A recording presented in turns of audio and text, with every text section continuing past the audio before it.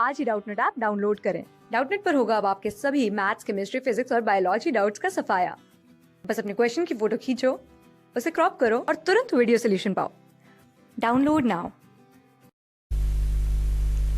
Hello everyone, इस video में हम डिस्कस करने वाले हैं नीट 2020 एग्जाम के बारे में और स्पेसिफिकली मैं बात करूंगा फिजिक्स सब्जेक्ट के बारे में कि कैसे आप मैक्सिमम स्कोर कर सकते हैं 140 से ऊपर। ठीक है, अब यार देखो, ऑलरेडी अगर आपने जेईई मेन का क्रैश कोर्स देखा होगा डाउटनेट पे, क्योंकि फिजिक्स तो आपका वहां पे भी हम लोगों ने कवर किया ही है और आपके लिए भी कवर करना ही है, तो आपको आइडिया हो जाएगा कि किस लेवल का कंटेंट हम लोगों ने प्रोवाइड किया है। और आप ही के जो रिव्यूज आए हैं, मे बी उन्होंने कोर्स देखा है, उन बच्चों ने हमें बताया है कि हमें एक नीट के लिए भी सीरीज चाहिए।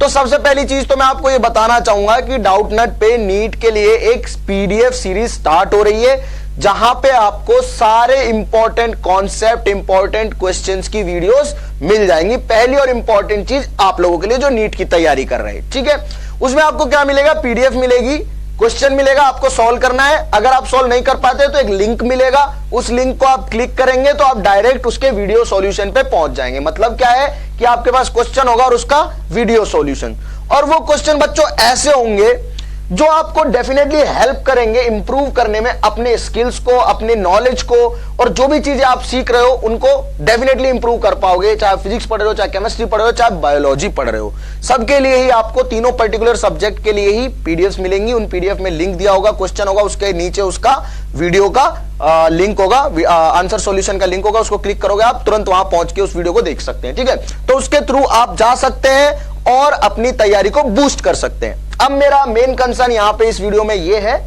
कि 140 नंबर फिजिक्स में कैसे स्कोर किए जाएं। तो यार जनरली ऐसा होता है कि नीट जो एग्जाम दे रहे होते हैं बच्चे बेसिकली बायोलॉजी से होते हैं, और फिजिक्स के बारे में मैं आपको एक चीज बता देता हूं कि फिजिक्स जो है वो दो चीजों पे बेस्ड है। पहली चीज तो यह है कि नॉलेज ऑफ द कॉन्सेप्ट, कि मैंने आपको एक छोटा सा कॉन्सेप्ट पढ़ाया, सपोज न्यूटन्स थर्ड लॉ, कि भाई न्यूटन्स थर्ड लॉ क्या है, ये तो हो गया आपका नॉलेज ऑफ द कॉन्सेप्ट, कि कॉन्सेप्ट की आपको कितनी नॉलेज है। दूसरी चीज ये बेस्ड होती है मैथ्स पे। तो क्या है कि कॉन्सेप्ट और अगर मैथ्स आपको समझ में आ गई, कॉन्सेप्ट और मैथ्स आपको समझ में आ गई फिजिक्स की, तो समझो फिजिक्स आपको आ गई। मतलब कि कोई भी लॉ है वो समझ में आ गया, उससे रिलेटेड मैथ्स समझ आ गई, उसका मैथमेटिकल एस्पेक्ट आपने समझ गया कि कहां पे ये इंप्रूव, कहां पे इस थ्योरम को, इस लॉ को लगाया जा सकता है, कहां पे नहीं लगाया जा सकता, क्या इसकी वैलिडिटी है, क्या रेंज है इसके एप्लीकेशन की, वो सारी चीजें समझ में आ गई ना, तो समझो आपको फिजिक्स बहुत अच्छे से आ गई। अब बायोलॉजी वाले बच्चों के लिए ये समझना तो मैं बोल दूंगा कि आसान होगा, क्योंकि ये चीज तो भाई कोई भी समझ सकता है, कॉन्सेप्ट है, लॉ है, लिखा हुआ है, ऐसा समझ में आ जाता है। लेकिन बायोलॉजी वाले बच्चों के लिए यहां थोड़ी सी दिक्कत आ जाती, क्योंकि वो मैथ्स पढ़ते नहीं है यार, है ना। उनके सिलेबस में उनकी गलती नहीं है कि यहां पे वो थोड़ा पीछे रह जाते हैं, गलती सिर्फ इस चीज की रह जाती है, मान के चलो कि मैथ्स वो पढ़ नहीं रहे तो वो इस चीज से दूर है, और दूर है तो मतलब यहां पे उन्हें थोड़ी डिफिकल्टी फेस करनी पड़ती है। यानी कि फिजिक्स का मान के चलो कि आधा पार्ट जो है, मतलब फिजिक्स में आपको 50% मैथ्स का यूज करना ही करना पड़ता है ना, तो आधा पार्ट जो है उनका लैग चलता है। तो इसी चीज को इंप्रूव करने के लिए हम थोड़ा सा डिस्कशन करने वाले हैं चीजों के बारे में। और दूसरी चीज मैं ये भी बोलना चाहूंगा बच्चों को कि यार मैथ्स पे आप थोड़ा सा फोकस करना स्टार्ट कर दे। हालांकि आप पढ़ते नहीं है वो एक अलग बात है, लेकिन बेसिक मैथ्स जो यूज होती है, डायरेक्ट रिजल्ट्स जो यूज होते हैं, उनको याद रखना स्टार्ट कर दे और देखना भी स्टार्ट कर। जैसे इंटीग्रेशन हो गया, फिजिक्स में बहुत सबसे ज्यादा यूज इंटीग्रेशन होता है, डिफरेंशिएशन होता है, ग्राफ्स जो होते हैं वो डिफरेंशिएशन इंटीग्रेशन से आप डायरेक्ट निकाल सकते हैं, एरिया अंडर द कर्व निकाल सकते हैं। डिफरेंशिएशन से आप क्या कर सकते हैं, ग्राफ कहां पे स्लोप चेंज कर रहा है वो निकाल सकते हैं, कहां पे वैल्यू 0 दे रहा है वो चीज निकाल सकते हैं। लिमिट्स वगैरह पता करके आप क्या कर सकते हैं, वैलिडिटी चेक कर सकते हैं किसी भी पर्टिकुलर एक फंक्शन की या फिर किसी भी पर्टिकुलर लॉ की। अब दूसरी चीज ये है कि जो फिजिक्स का पेपर आता है नीट में, वो भी उसी प्रकार से बनाया जाता है कि भाई बच्चे को मैथ्स कम यूज करनी पड़े, क्योंकि पेपर बनाने वाली बॉडी ये ध्यान में रखती है कि ये बच्चा मैथ्स नहीं पढ़ रहा है। अगर ये मैथ्स नहीं पढ़ रहा है तो आपने देखा होगा डिफरेंशिएट करके कि जो नीट का एग्जाम है उसको अदर एग्जाम से आप कंपेयर करो, जैसे कि जेईई मेंस और एडवांस हो गया, तो वहां पे मैथ्स का ज्यादा यूज होता है। हर एक क्वेश्चन में मे बी इंटीग्रेशन यूज हो रहा हो, डिफरेंशिएशन यूज हो रहा हो, बहुत सारी चीजें यूज हो रही, लिमिट यूज हो रही हो। नीट के पेपर में उतना ज्यादा इन चीजों का यूज नहीं होता है। लेकिन अभी 2018 के बाद से, मतलब जो अपना 2019 में नीट हुआ, इवन 18 में जो नीट हुआ, 17 के बाद से मैं बात करूं, वहां पे थोड़ा सा कैलकुलेटिव होने लगा है फिजिक्स। कैलकुलेटिव का मतलब क्या है कि कैलकुलेशन पार्ट को इन्वॉल्व कर दिया है, और कैलकुलेशन जो है वो आपकी फास्ट होगी और अच्छी होगी, एक्यूरेट, फास्ट और एक्यूरेट बोल रहा हूं। तो क्या है कि आप क्वेश्चन को अच्छे से कर पाओगे और स्कोर कर पाओगे अच्छे मार्क्स। अब फिजिक्स में यार 140 नंबर लेके आने का सीधा सीधा तरीका देखो, अपन थोड़ा डिकोड कर लेते हैं। आपको ये पता है कि 45 क्वेश्चन आपको फिजिक्स में मिलने वाले हैं, ठीक है। यहां पे मैं फिजिक्स लिख दे रहा हूं, और उसके क्वेश्चन, नंबर ऑफ क्वेश्चन जो है वो आपको 45 मिलेंगे। एक क्वेश्चन जो होगा वो 4 मार्क का होगा, ठीक है, और अगर आप सही करते हो तो आपको 4 मार्क्स अवार्ड किए जाएंगे, और अगर आप गलत करते हो क्वेश्चन को तो आपको -1 मार्क अवार्ड किया जाएगा। एग्जैक्टली मतलब जैसा कि जेईई में होता है वही सेम पैटर्न आपको मिलता है। क्वेश्चन का डिफरेंस होता है। अब 45 क्वेश्चन में से बच्चों देखो, मेरी बात समझने की कोशिश करना, ऑलमोस्ट 25 to 30 क्वेश्चन ऐसे होंगे कि अगर आपको किसी भी पर्टिकुलर कॉन्सेप्ट की नॉलेज है तो बेसिक क्वेश्चन उस पर बेस्ड आएगा और वो आप सॉल्व कर सकते हो। कर सकते हो का मतलब है कि डेफिनेटली कर ही दोगे, तो 120 नंबर तक आप यहां से खींच सकते हो। ऐसे सवाल आते हैं 120 नंबर के, अगर आपने अच्छे से कॉन्सेप्ट को समझा हुआ है, उसकी अच्छे से प्रैक्टिस की हुई है, तो डेफिनेटली आप 30 सवाल तक कर सकते हो। ऑलमोस्ट 10 सवाल जो होते हैं वो मॉडरेट लेवल के होते हैं। मॉडरेट एज इन कि उसमें कैलकुलेशन आपको ज्यादा करनी पड़ सकती है। मे बी कोई सवाल डबल कॉन्सेप्ट हो जाए, जैसे कि ग्रेविटेशन में और एनर्जी कंजर्वेशन मिला दे, जैसे कि वो मैग्नेटिज्म में इलेक्ट्रोस्टैटिक्स मिला दे, जैसे कि मैग्नेटिज्म में रिजिड बॉडी डायनामिक्स मिला दे, सेंटर ऑफ मास में कोई डिफरेंट कॉन्सेप्ट मिला दे, है ना। तो इस तरह का मतलब मल्टी कॉन्सेप्ट आपको क्वेश्चन मिल सकता है 10 क्वेश्चन तक। और ऑलमोस्ट 5 क्वेश्चन लगभग मैं बात कर रहा हूं, ये थोड़े डिफिकल्ट होते हैं। यहां पे आपके कॉन्सेप्ट की डेप्थ चेक की जाती है कि बच्चे को चीजें पता कितनी है।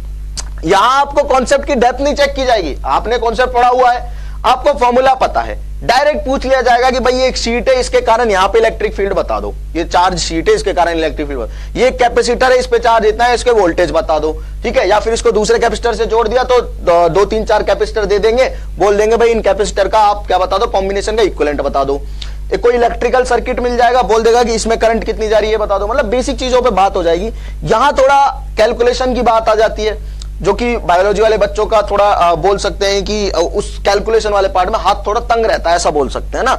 हाथ तंग का मतलब कि थोड़ा वो ढीला पड़ जाते हैं, उधर कैलकुलेशन में उतना ज्यादा फोकस नहीं करते हैं, या मे बी वो कैलकुलेशन के साथ खेलते नहीं है उतना, तो इसलिए वो थोड़ा सा आउट रहते हैं। यहां आपके कॉन्सेप्ट की डेप्थ चेक की जाएगी, आप किस तरह से आपने सॉलिडिफाई किया है अपने आप को, किस तरह से आपने पढ़ाई की है। ये जो क्वेश्चन कर लेंगे बच्चे, समझो उनके लिए ये और ये बहुत ही आसान है। तो अपना मेन फोकस रहना चाहिए इनके ऊपर कि 120 नंबर तो ये डायरेक्ट दे ही रहा है भाई। अगर आप सही कर रहे हो 30 क्वेश्चन तो 120 नंबर तो आप डायरेक्ट ले ही रहे हो। और अगर 120 नंबर आप डायरेक्ट ले रहे हो मतलब इसमें आपको ऑब्वियसली देखो मेहनत तो करनी है, ये नहीं बोलूंगा कि मेहनत ही नहीं करनी पड़ेगी, मेहनत तो आपको करनी पड़ेगी, लेकिन रिलेटिवली मैं बोलूंगा कि ये क्वेश्चंस आसान होते हैं। आप अदर एग्जाम्स के पेपर देखोगे, वैसे देखना नहीं है आपको, आप क्योंकि नीट की तैयारी कर रहे हो तो आपको नीट के पेपर्स देखने, प्रीवियस ईयर के नीट के पेपर्स देख लो प्रीवियस ईयर के, उनसे आपको आइडिया हो जाएगा कि किस लेवल का फिजिक्स पूछा जाता है। और अगर किसी भी तरह का कॉन्सेप्ट आपको समझ में नहीं आता है तो अभी जो हमने क्रैश कोर्स खत्म किया था फिजिक्स और केमिस्ट्री के और मैथ्स के लिए, मैथ्स आपके काम का नहीं है तो आप फिजिक्स और केमिस्ट्री वहां से पढ़ सकते हैं। उसके अलावा आप लोगों को मिल जाएगा एक पीडीएफ सीरीज, वहां पे इंपॉर्टेंट क्वेश्चंस अवेलेबल होंगे कॉन्सेप्ट के लिए। आप पर्टिकुलर उन क्रैश कोर्स के, पुराने वाले क्रैश कोर्स के वीडियोस को देख सकते हैं। मैं रिकमेंड करूंगा एक बार गो थ्रू करके देखना, देख के देखना, उसके बाद आपको आइडिया हो जाएगा कि किस तरह से हम चीजों को समझ सकते हैं फिजिक्स में और अप्लाई कर सकते हैं उन लॉस को, ठीक है। तो 120 नंबर तो मतलब ये समझो कि कोई हार्ड फॉट विक्ट्री नहीं होगी, मतलब बहुत ज्यादा इसमें हमें जोर नहीं लगाना पड़ेगा। अगर हमें इसी नंबर को लेके जाना है 140 के पार, यानी कि अभी मुझे कम से कम कितने क्वेश्चन और करने पड़ेंगे, 5। अब वो 5 क्वेश्चन यहां से 15 में से निकलेंगे। अगर इन 15 में से 5 क्वेश्चन और कर लियो तो 140 के पार अपना स्कोर चला जाएगा फिजिक्स में। अब 140 के पार ले जाने के लिए 5 क्वेश्चन में आपको कैलकुलेशन अच्छे से आनी चाहिए, आपको कॉन्सेप्ट की डेप्थ पता होनी चाहिए, ठीक है, आपको डीप लाइन कॉन्सेप्ट पता होनी चाहिए। तो इसका मतलब क्या है कि भाई 140 पार नंबर तभी होंगे जब आपके कॉन्सेप्ट एकदम अच्छे होंगे। अगर आपने अच्छे से तैयारी की, अच्छे से कॉन्सेप्ट को पढ़ा है तो डेफिनेटली आप कर पाएंगे 140 का स्कोर पार। अब इसके तरीके हैं, फिजिक्स में चीजों को करने के तरीके होते हैं। सबसे पहले बच्चों कॉन्सेप्ट को समझ लो, आप पढ़ लिया जैसे आपने, ठीक है। अब मैं आपको क्वेश्चन करने का तरीका बताता हूं। क्वेश्चन की जो लैंग्वेज है ना उसको डिकोड करने की कोशिश करो, क्वेश्चन में पूछा क्या गया है, ठीक है। लैंग्वेज अगर आपने डिकोड कर ली तो इसका मतलब है कि क्वेश्चन की आपने नब्ज पकड़ ली है, आपको यह पता लग गया है क्वेश्चन में पूछा क्या गया है। यह जैसे पता चल गया, अब आपको बस वो चीज अप्लाई करनी है जो आपको आती है और जो उस क्वेश्चन के लिए रिक्वायर्ड है। उस क्वेश्चन की रिक्वायरमेंट को पूरा करना है। कई बच्चों को ना क्वेश्चन समझ में नहीं आता, थोड़ा सा बड़ा क्वेश्चन दे दिया, थोड़ी सी लैंग्वेज घुमा दी, वो छोड़ देते हैं या फिर आगे बढ़ जाते हैं, क्वेश्चन जबकि इजी होता है। तो मतलब ये एक इंपॉर्टेंट पार्ट प्ले कर रहा है जब आप क्वेश्चन को जस्ट स्टार्ट करने वाले हैं। मतलब कि क्वेश्चन को जैसे आप बस पढ़ना ही चालू करते हैं ना, ये क्वेश्चन की जो क्वेश्चन कह क्या रहा है वो चीज आपको समझ में आ गई ना, उसके बाद आपको बस वो काम करना है जो आपका पार्ट है। क्वेश्चन अपना पार्ट प्ले कर गया, उसने अपनी लैंग्वेज को ट्रिकी बना सकता था, बना दिया। अगर वो आपको समझ में आ गया तो इसका मतलब ये है कि अब आप क्वेश्चन को 50% तो कर चुके हैं, क्योंकि आप उसको समझ चुके हैं। अब तो उसकी रिक्वायरमेंट आपको अपने एंड से पूरी करनी है, अपनी तरफ से उस पर रिक्वायरमेंट को पूरा करना है, ठीक है। उसके लिए आप क्या करेंगे, अगर कोई क्वेश्चन डायग्राम को कंटेन करता है, क्योंकि Newton's laws of motion, friction वगैरह में बहुत सारे डायग्राम पूछे जा सकते हैं, वर्क एनर्जी में आपको वेज वगैरह पे डायग्राम पूछे, मतलब मैकेनिक्स तो बेसिकली डायग्राम पे ही बेस्ड है, ठीक है। तो डायग्राम आप बनाना ठीक से सीख ले बच्चों। मैं यही आपको एडवाइस करूंगा कि डायग्राम अगर आप ठीक से बनाना सीख गए, मतलब कि किसी भी क्वेश्चन का डायग्राम और उसका कंप्लीट एनालिसिस, जैसे कि फोर्स एनालिसिस, टॉर्क एनालिसिस, उसकी स्टेबिलिटी, उसका इक्विलिब्रियम है ना, ये सारी चीजें आप सीख गए। बेसिकली इसको फ्री बॉडी डायग्राम भी हम बोलते हैं। तो मतलब अगर आपको फ्री बॉडी डायग्राम बनाने आ गया, आपको क्वेश्चन में दिया गया डायग्राम समझ में आ रहा है, और अगर आप क्वेश्चन का लैंग्वेज डिकोड करके डायग्राम बना पा रहे हैं, मतलब डायग्राम से रिलेटेड कोई भी क्वेरी आप उसको सॉल्व कर पा रहे हैं, तो इसका मतलब आप अच्छा कर रहे हैं, ठीक है। डायग्राम बना के अगर सॉल्व कर रहे हैं क्वेश्चन को तो डेफिनेटली अच्छा कर रहे हैं। अभी हालांकि आप अगर थोड़ा धीरे कर रहे हैं चीजों को, तो प्रैक्टिस जारी रखें, अपनी निरंतर अभ्यास करते हुए चले, ताकि आगे वाले टाइम में आप स्पीड भी मैच कर पाएंगे, मतलब स्पीड तेज कर पाएंगे, ठीक है। उसके अलावा मैं क्या बोलूंगा, उसके अलावा आपको डायरेक्ट जो इंपॉर्टेंट फॉर्मूलाज हैं फिजिक्स के वो पता होने चाहिए, ठीक है। किसी भी पर्टिकुलर मान के चलो कि किसी भी पर्टिकुलर चीज के लिए कोई वैल्यू पूछी जाए, जैसे कि वायर के कारण इलेक्ट्रिक फील्ड पूछ लिया, एक लूप के कारण, सर्कुलर लूप के कारण सेंटर पे मैग्नेटिक फील्ड पूछ लिया, कोई भी क्वेश्चन हो उसमें फॉर्मूला अगर पूछा गया है तो ये सारे फॉर्मूलाज आपको याद होने चाहिए, ठीक है। अब वो आपको डाउटनेट ऐप पे फॉर्मूला डेक में भी मिल जाएंगे, होम पेज पे, ठीक है। अब इंपॉर्टेंट फॉर्मूला जैसे आपको पता चल गया और आपने फॉर्मूला अप्लाई कर दिया, उसके बाद आपकी कैलकुलेशन पार्ट प्ले करेगी। कैलकुलेशन अगर आपकी अच्छी है तो आपका क्वेश्चन समझो सॉल्व हो गया है, ठीक है। तो इन चीजों का ध्यान रख के आप डेफिनेटली इस नंबर को क्रॉस कर सकते हैं। उसके लिए हमारी तरफ से आपकी पूरी मदद की जाएगी। अब कमेंट सेक्शन में मैं देखना चाहूंगा कि कितने बच्चे एक्साइटेड हैं इस नीट के कोर्स के लिए। उसके अलावा आप अपने कमेंट्स मेंशन करें, आप अपने थॉट्स, अपने विचार रखें वहां पे कमेंट सेक्शन में कि आपको क्या चाहिए इस नीट की सीरीज के लिए, ठीक है। क्योंकि नीट के लिए हम ये समझो कि अपनी तरफ से पूरी कोशिश कर रहे हैं कि बच्चे जो नीट के लिए तैयारी कर रहे हैं उनको भी अपनी तरफ से पूरा एकदम फैसिलिटीज प्रोवाइड की जाए। तो आप एक बार अपनी जो थॉट्स है उनको जरूर लिखें कमेंट सेक्शन में कि आपको हमारे तरफ से क्या चाहिए। बाकी हम आपके लिए करते रहेंगे, चीजें लेके आते रहेंगे।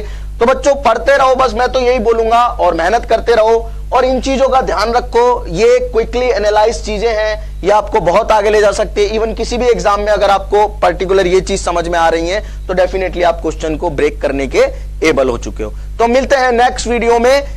Thank you.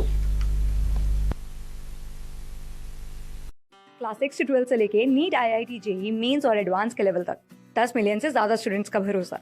आज ही डाउनलोड करें डाउटनेट ऐप या व्हाट्सएप कीजिए अपने डाउट्स 8400 400 400 पर।